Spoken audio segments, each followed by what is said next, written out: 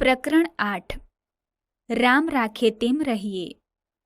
વિદ્યાર્થી મિત્રો, આ મીરાબાઈનું એક લોકપ્રિય પદ છે, જે જીવનના વિવિધ સંજોગોમાં ઈશ્વરમાં વિશ્વાસ અને સમાધાનની પ્રેરણા આપે છે.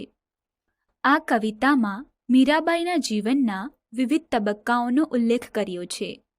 કોઈપણ સ્થિતિમાં સ્વમાં સ્થિર રહેવાની ભાવના સાદા અને સરળ શબ્દોમાં અસરકારક રીતે અભિવ્યંજિત થઈ છે.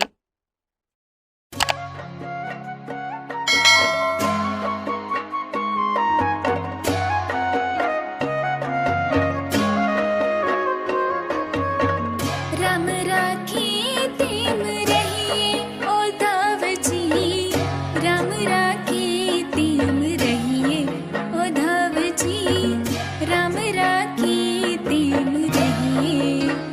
એ આપણે ચિઠ્ઠીના ચાકર છીએ, એ આપણે ચિઠ્ઠીના ચાકર છીએ ઓ ધવજી, રામ રાખે તેમ રહીએ ઓ ધવજી, રામ રાખે તેમ રહીએ.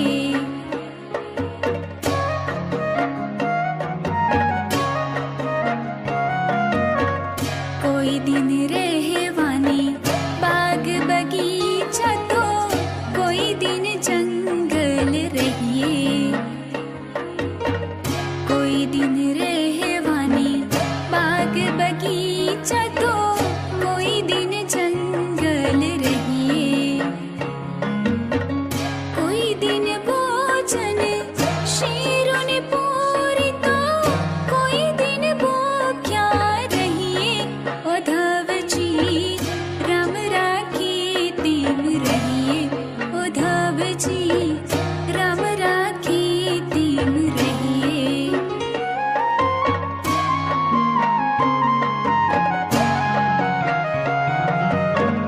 કોઈ દિન પહેરવાની હીર તણા ચીર, કોઈ દિન સાદા ફરીએ. કોઈ દિન પહેરવાની હીર તણા ચીર, કોઈ દિન સાદા ફરીએ. કોઈ દિન સોવાની ગાદીને તકિયા તો કોઈ દિન ભોંય પર સૂઈએ ઓ ધવજી, રામ રાખે તેમ રહીએ ઓ ધવજી, રામ રાખે તેમ રહીએ.